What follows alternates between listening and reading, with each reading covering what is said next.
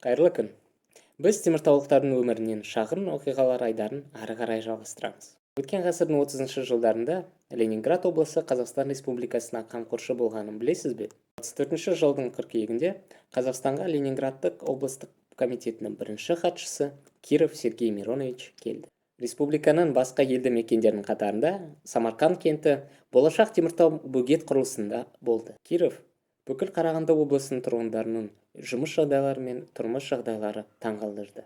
Наразылықтан ол кем дегенде жұмысшылар көлеңкеде демалу үшін бір ағаш отырғызыңыз деп айтты. Шенеуніктің сыны Қарағанды және де оның жанындағы жатқан барлық жұмысшы кенттерде елеулі өзгерістерге серпін берді. Киров Самарқанд кентіне барғаннан кейін бірінші саябақтағы аллеялар ашылды. Ленинградтың Қазақстанға деген қамқорлығы теміртау келбетінде де орын алды. Ғасырдың 30 жылдарындағы салынған қаланың ескі бөлігіндегі үйлер жобаларына сәйкес және Санкт-Петербург көшелеріне ұқсайды.